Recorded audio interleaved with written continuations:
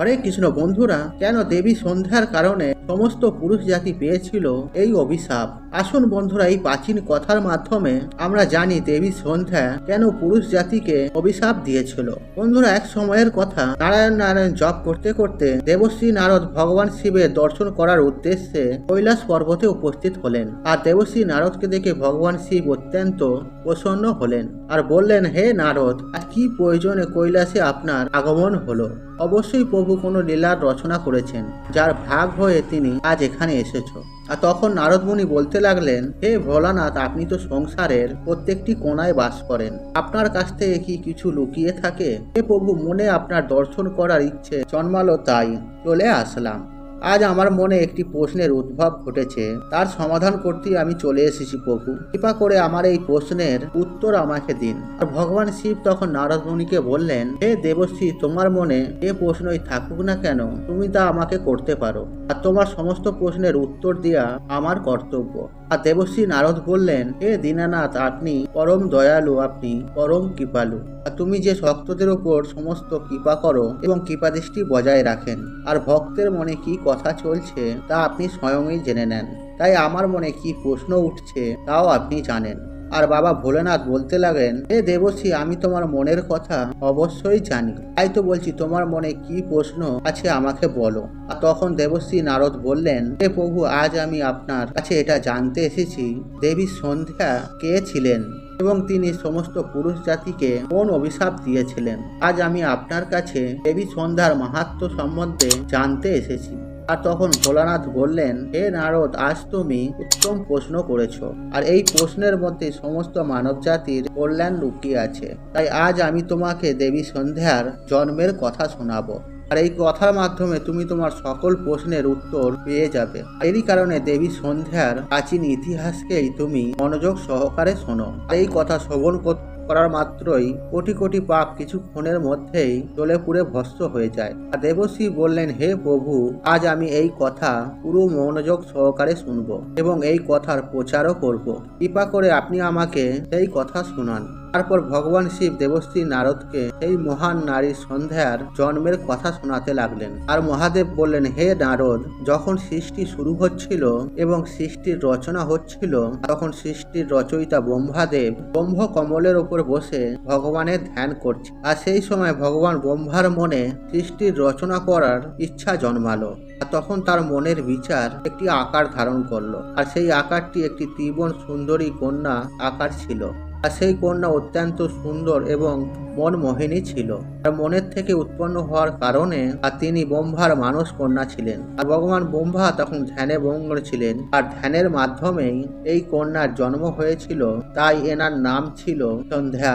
আর যখন ভগবান ব্রহ্মা কিছুক্ষণের জন্য সেই কন্যার দিকে দৃষ্টিপাত করলেন, তার মন বিচলিত হয়ে গেল, আর তার মনমোহিনী রূপ দেখে ভগবান ব্রহ্মা মোহিত হয়ে গেলেন এবং তার মনে কাম ভাবনা জাগৃত হলো।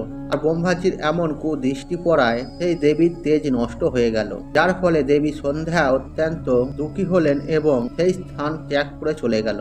তখন ভগবান ভোলানাথ বললেন, হে নারদমণি, ব্রহ্মাজির মনে কোনো প্রকারের বিকার উৎপন্ন হতে পারে না, এ তো প্রভুরই লীলা ছিল। আর তিনি তার লীলা রচনা করার জন্য ভগবান ব্রহ্মার মনে বিকার উৎপন্ন করেছিল। আর সেই বিকারের কারণে কিছুক্ষণের জন্য ব্রহ্মাজির মনে কাম বিকার উৎপন্ন হয়েছিল। আর প্রভুর এমন লীলা রচনার করার পিছনে সমস্ত মানব জাতির কল্যাণ লুকিয়েছিল। এরই কারণে প্রভু, তুমি এখন বিচিত্র লীলাকে মনোযোগ সহকারে শোনো। ব্রহ্মাজির এমন ব্যবহারে দেবী সন্ধ্যা অত্যন্ত দুঃখী হলেন এবং পৃথিবী লোকে এসে চন্দ্রভাগা পর্বতের ওপর তপস্যা করতে চলে গেলেন। আর সেখানে গিয়ে তার মনে এই কথা উৎপন্ন হলো যে তিনি কার তপস্যা করবেন আর কোন ভগবানের আমি আরাধনা করব। আর এমনটা ভাবতে ভাবতে তিনি পৃথিবী লোকে বিভিন্ন স্থানে ঘুরে বেড়াতে লাগলেন এবং গৃহলৌকিক নামক এক সরোবরের সামনে গিয়ে পৌঁছালো। আর সেই সময় মহর্ষি বশিষ্ঠ সেই স্থান থেকে যাচ্ছিলেন। আর তখন তিনি দেবী সন্ধ্যাকে আর সেই সরোবরের সামনে দাঁড়িয়ে থাকতে দেখলেন। দেবী সন্ধ্যাকে একা একা ওই নির্জন স্থানে দাঁড়িয়ে থাকতে দেখে মহর্ষি বশিষ্ঠ তার সামনে উপস্থিত হলেন এবং তাকে জিজ্ঞাসা করতে লাগলেন, হে ভদ্রে, তুমি কে? তুমি কার কন্যা? আর এই ভয়ঙ্কর বনে তুমি কেন ঘুরে বেড়াচ্ছ? যদি কোনো গোপনীয় কথা না থাকে তাহলে তুমি আমাকে তোমার উদ্দেশ্য বলতে পারো। তখন দেবী সন্ধ্যা তার সাথে ঘটা সমস্ত ঘটনা মহিষ্য বৈশিষ্ট্যকে বলতে লাগলো। আর তিনি বললেন, হে মুনিবর, আমি এই পর্বতে তপস্যা করার উদ্দেশ্যে এসেছি। কৃপা করে আপনি আমাকে বলে দিন যে আমি কার তপস্যা করব। আমাকে এখন এই দোষ থেকে কে মুক্তি দেওয়াবে, অর্থাৎ তপস্যা কিভাবে করতে হয়। কৃপা করে আমাকে উপদেশ দিয়ে প্রগ্রহিত করুন। আর দেবী সন্ধ্যার এমন কথা শুনে মহর্ষি বৈশিষ্ট্য বললেন, হে দেবী, তুমি নারায়ণের পুজো করো, তুমি নারায়ণের তপস্যা করো এবং ওম নম নারায়ণ নম এই মন্ত্রটি জাপ করো। যতক্ষণ শ্রী বিষ্ণুর দর্শন তোমাকে না দিচ্ছে ততক্ষণ এই মন্ত্রের জপ করতে থাকো। আর স্বচ্ছ বস্ত্র পরিধান করে উৎসর্গ ও প্রেমের সঙ্গে এই মন্ত্রের জপ করো আর এই নিয়মের পালন করো। আর মৌন ধারণ করে মনে মনে ভগবানের এই মন্ত্রের জাপ করো। আর তোমার ভক্তিতে প্রসন্ন হয়ে ভগবান শ্রী বিষ্ণু তোমাকে দর্শন অবশ্যই দেবে। আর এই প্রকারে মহর্ষি বৈশিষ্ট্য দেবী সন্ধ্যাকে উপদেশ দিয়ে সেখান থেকে প্রস্থান করলেন। দেবী সন্ধ্যা এখন তপস্যার পথ পেয়ে গেছিল আর তার খুশির ঠিকানা রইল না। সে বড়ই আনন্দের সঙ্গে শ্রীহরির তপস্যায় মগ্ন হলেন। তিনি মহর্ষির বলা সমস্ত নিয়ম সাবধানতা পূর্বক পালন করতে থাকলেন। এই প্রকারে সমস্ত নিয়ম পালন করতে করতে 4 যুগ পর্যন্ত তিনি তপস্যা করলেন। তার ব্রত তপস্যা ভগবানের প্রতি শ্রদ্ধা দেখে সমস্ত দেবী দেবতারাই আশ্চর্য হয়ে গেলেন। আর ভগবান শ্রী বিষ্ণুও দেবী সন্ধ্যার তপস্যার দ্বারা প্রসন্ন হলেন। আর তিনি তখন মনোহর চতুর্ভুজ রূপ ধারণ করে তার সামনে উপস্থিত হলেন এবং দেবী সন্ধ্যাকে বললেন, হে দেবী, তুমি উঠে যাও, তোমার এই তপস্যায় আমি অত্যন্ত প্রসন্ন হয়েছি। আর ভগবান বিষ্ণুর মনোহর রূপ দেখে দেবী সন্ধ্যা তাড়াতাড়ি উঠে দাঁড়ালেন। আকাশে লক্ষ লক্ষ সূর্য একসাথে উদিত হলেন আর সমগ্র ব্রহ্মাণ্ডে যে তেজ ছড়িয়ে পড়ল আর ভগবান শ্রী বিষ্ণুর আবির্ভাবে সেই তেজই সেখানে উৎপন্ন হয়েছিল। আর দেবী সন্ধ্যা ভগবান শ্রী বিষ্ণুর এই রূপ দেখে স্তব্ধ হয়ে গেলেন। আর তিনি কিছুই বুঝতে পারছিলেন না তিনি কি বলবেন, কি করবেন। আর ওনার মনে ভগবানের স্তুতি করার কৈলাসা জন্মালো, কিন্তু ওনার ওই বিশালকার রূপ দেখে তিনি কিছুই বলতে পারছিলেন না। তারপর ভগবান বিষ্ণু দেবী সন্ধ্যার তার মনোবসাকে বুঝতে পারলেন এবং তিনি দেবী সন্ধ্যাকে দিব্য দৃষ্টি, দিব্য জ্ঞান এবং দিব্য বাণী প্রদান করলেন। তারপর দেবী সন্ধ্যা খুবই উৎসাহের সঙ্গে ভগবান শ্রীহরি বিষ্ণুর স্তুতি করতে লাগলেন। আর ওনার প্রত্যেকটি বাক্যের দ্বারা ভক্তি এবং সমর্পণ দেখা যাচ্ছিল।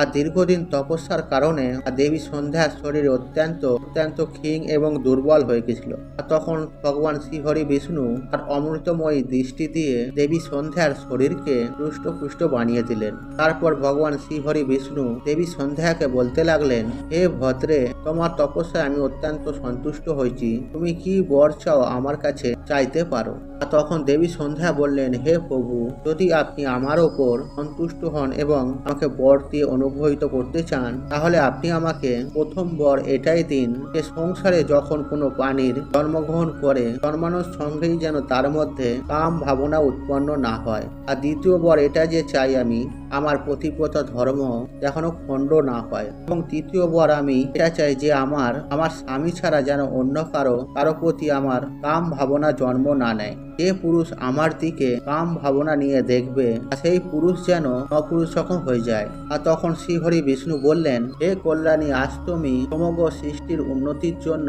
সমগ্র সৃষ্টির কল্যাণের জন্য উচিত বরই চেয়েছ। এরই কারণে আমি তোমাকে আশীর্বাদ দিচ্ছি যে আজ থেকে এই সৃষ্টিতে জন্মগ্রহণ করা কোনো প্রাণীরই জন্ম নেওয়ার সঙ্গে সঙ্গে তাদের মনে কাম ভাবনার জন্ম নেবে না। আর মনুষ্য শরীরে 4টি অবস্থা হবে, বাল্য, কুমার, যৌবন এবং জরা। আর মানুষের কুমার অবস্থায় শেষের লগ্নে কাম ভাবনার উপলব্ধি ঘটবে। তোমার এই তপস্যার কারণে আজ থেকে আমি এই মর্যাদা স্থাপন করলাম। সংসারে কোনো প্রাণী জন্ম নেয়ার সঙ্গে সঙ্গে তার মনে কাম ভাবনার উৎপত্তি ঘটবে না। তোমার সতীত্বের প্রশংসা 3 লোকে ঘটবে।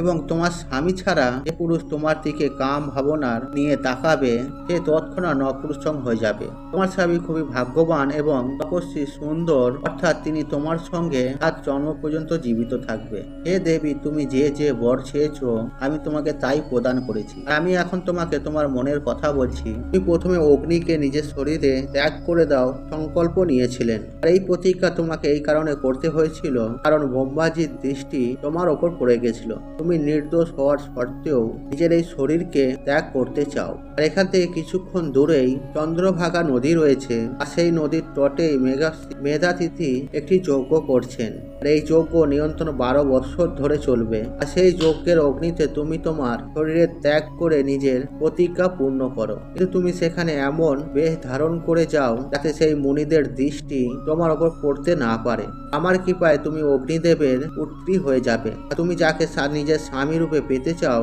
তার চিন্তন করতে করতে তুমি অগ্নিতে নিজেকে আহুতি দিয়ে দাও। এমনটা বলে ভগবান শ্রী বিষ্ণু নিজের হাত দিয়ে দেবী সন্ধ্যার মাথা স্পর্শ করলেন। আর ভগবানের স্পর্শ হওয়া মাত্রই দেবী সন্ধ্যা শরীর আটার তৈরি হয়ে গেল। আর ভগবান শ্রী বিষ্ণু দেবী সন্ধ্যাকে আটার বানানোর পিছনে একটি বড় কারণ ছিল। মুনি ঋষিরা যে যজ্ঞ করছিল তা সংসারের কল্যাণের উদ্দেশ্যে ছিল এবং সেই যজ্ঞে কোনো মাংস পড়ে তবে সেই যজ্ঞ অপবিত্র হয়ে যাবে এবং অগ্নিদেব সেই যজ্ঞ গ্রহণ করবেন না। এরপর দেবী সন্ধ্যা অদৃশ্য রূপ ধারণ করে সেই যজ্ঞের সম্মুখীন উপস্থিত হলেন এবং সেই যজ্ঞের অগ্নিতেই নিজেকে সমর্পণ করলেন। আর সেই সময় তার মনে একটাই ভাবনা ছিল, আর তিনি যখন পৃথিবীতে এসেছিলেন তিনি সবার প্রথম মহর্ষি বৈশিষ্ট্যকে দেখেছিলেন। এরই কারণে তিনি নিজের মনে মহর্ষি বৈশিষ্ট্যকে তার স্বামী হিসেবে মনে করে নিলেন এবং ওনার চিন্তন করতে করতে তিনি যজ্ঞের অগ্নিতে নিজের শরীরকে ত্যাগ করে দিলেন। তারপর ভগবানের আজ্ঞা অনুসারে অগ্নিদেব দেবী সন্ধ্যার শরীরকে ব্রহ্মাণ্ডে নিয়ে গেলেন। তারপর সূর্যদেব দেবী সন্ধ্যার শরীরের 2টি ভাগ করলেন এবং দেবতা ও পিতৃদের সন্তুষ্ট করলেন। আর দেবী সন্ধ্যার উপরিভাগ পাতাকাল হলো এবং শেষ ভাগ সন্ধ্যাকাল হলো। আর দেবী সন্ধ্যার কারণে পরে সূর্য উদয়ের সময় পাতা সন্ধ্যা বলা হয় এবং সূর্য অস্তের সময়কে সন্ধ্যাকাল বলা হয়।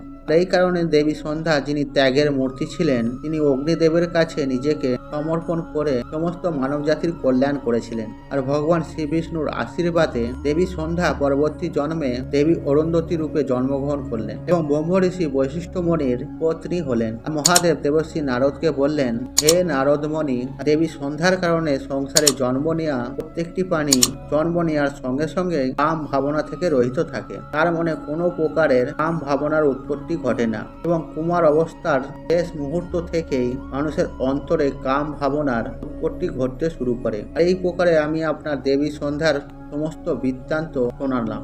দেবশ্রী নারদ বলতে লাগলেন, হে প্রভু, আপনি এই দেবী সন্ধ্যার পবিত্র চরিত্র সম্বন্ধে আমাকে অবগত করে আমাকে অত্যন্ত কৃপা করেছেন। আর দেবী সন্ধ্যার এই ত্যাগের কথা শুনে আমি ধন্য হলাম। হে প্রভু, আমি এখন এই কথা 3 লোকে প্রচার করব। তাহলে বন্ধুরা, এই প্রকারে বাবা মহাদেব দেবশ্রী নারদকে দেবী সন্ধ্যার জন্মের কথা শোনালেন। বন্ধুরা, আজকের এই পবিত্র কথাটি আপনাদের কেমন লাগলো অবশ্যই কমেন্ট বক্সে লিখে জানান এবং ভিডিওটি দেখে বা কথাটি শুনে আপনার যদি ভালো লাগে তাহলে কমেন্টে জয় শ্রীকৃষ্ণ, রাধে রাধে লিখে কমেন্ট অবশ্যই করবেন। এবং আপনি যদি আমার চ্যানেলে নতুন হন তাহলে চ্যানেলটি অবশ্যই সাবস্ক্রাইব করুন এবং পাশে থাকা নোটিফিকেশন অন রাখবেন, কারণ নিত্য নতুন ভিডিও সবার আগে দেখার জন্য।